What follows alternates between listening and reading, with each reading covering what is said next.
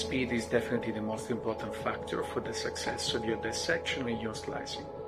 Therefore, you have to choose the right tools that work for you in order for you to have a very fast dissection of your brain.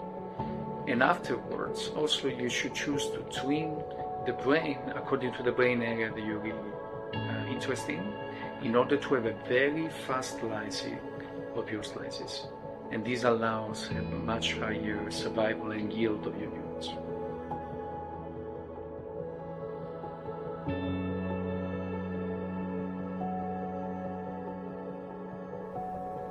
Carbogen is less important than you think during the sections, up to the point where you are slicing.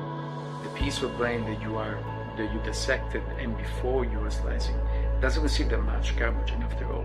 So it's only post-slicing that carbogen comes into place and is important for the survival of your immune. So don't stress too much about the carbogen before, but be really aware of how much it is important afterwards. Depending on the brain area and the age of the animals you're using, you could decide to use different protocols and different solutions. For example, for younger animals, you could choose to use sucrose-based solutions, which work pretty well. However, for older animals, you will have to choose an MDAG-based solutions, which are really essentials for the survival of the neurons in your slices.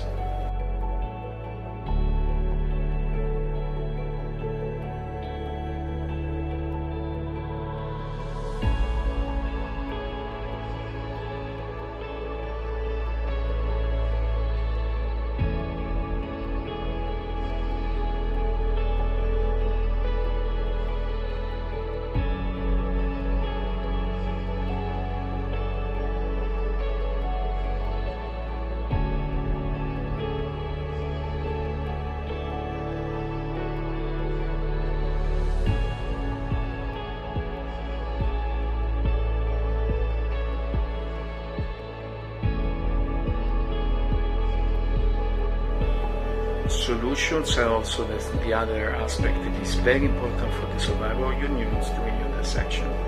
Therefore, a lot of time has to be spent to decide the composition of your solutions in order to allow this survival. So perform them, optimize the recipes for your preparation in order for this to work properly. And also you can choose whether to make them fresh or use maybe stock solutions if you're doing frequent dissections on a daily basis.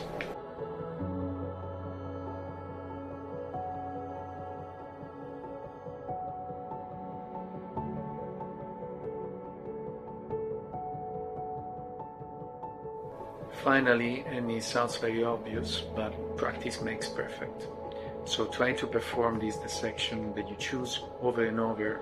Try to optimize every single aspect until you see that you have a reproducible neuronal yield in your slices. It doesn't matter what you're doing, whether it is slicing imaging or if it is electrophysiology. Try to really perform the protocol and define the protocol.